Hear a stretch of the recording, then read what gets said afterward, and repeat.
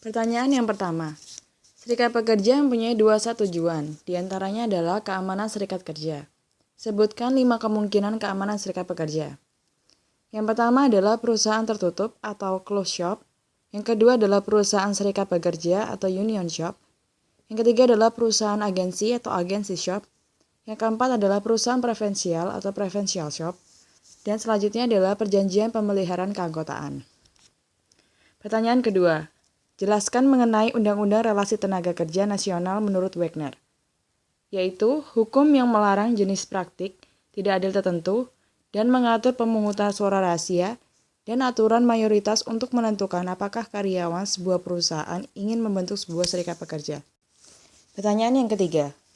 Apa saja praktik ketenaga kerjaan yang dilarang dilakukan serikat pekerja dalam Undang-Undang Taft-Hartley atau Taft-Hartley Act? Yaitu melarang serikat pekerja untuk membatasi atau memaksa karyawan. Yang kedua adalah melarang pemberi kerja mendiskriminasi karyawan. Yang ketiga adalah menolak melakukan tawar-menawar yang baik. Yang keempat adalah memperkerjakan lebih banyak pekerja daripada yang dibutuhkan. Selanjutnya, pertanyaan keempat. Sebutkan 5 langkah dasar dorongan serikat pekerja dan pemilihan umum. Langkah pertama yaitu kontak awal. Langkah kedua adalah memperoleh kartu otorisasi. Yang ketiga adalah mengadakan dengar pendapat. Yang keempat adalah kampanye. Sedangkan yang kelima adalah pemilihan umum. Pertanyaan kelima. Apa saja cara pasti untuk kalah dalam pemilihan umum menurut Matthew Goodfellow? Yaitu adalah tidak melakukan pekerjaan dengan baik. Yang kedua adalah menunjuk sebuah komisi. Yang ketiga adalah berkonsentrasi pada uang dan tunjangan. Yang kelima adalah mendelegasikan terlalu banyak kepada divisi. Selanjutnya adalah pertanyaan yang keenam. Apa yang dimaksud tawar-menawar kolektif? Tawar-menawar kolektif yaitu proses yang mempresentasikan manajemen dan serikat pekerja bertemu untuk menegosiasikan perjanjian tenaga kerja. Pertanyaan yang ketujuh. Apakah itu niat baik?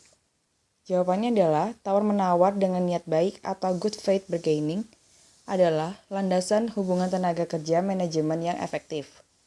Hal ini berarti bahwa kedua belah pihak berkomunikasi dan bernegosiasi, menyesuaikan proposal dan kontraproposal, dan melakukan upaya yang memadai untuk hadir pada suatu kesepakatan.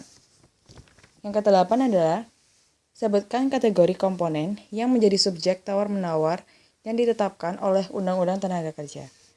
Yang pertama ada komponen tawar-menawar sukarela, yang kedua ada komponen tawar-menawar wajib, yang ketiga adalah komponen tawar-menawar ilegal. Selanjutnya adalah pertanyaan yang ke-9. Negosiator menggunakan 3 jenis campur tangan pihak ketiga untuk mengatasi jalan buntu, yaitu dengan cara mediasi. Apa yang dimaksud dengan mediasi? Yaitu campur tangan pihak ketiga yang merupakan pihak netral yang berusaha membantu pelaku untuk mencapai kesepakatan. Yang ke-10 adalah sebutkan 4 jenis pemogokan utama, yaitu ada pemogokan ekonomi, yang kedua adalah pemogokan praktik tenaga kerja, yang ketiga adalah pemogokan liar, dan sedangkan terakhir adalah pemogokan simpati.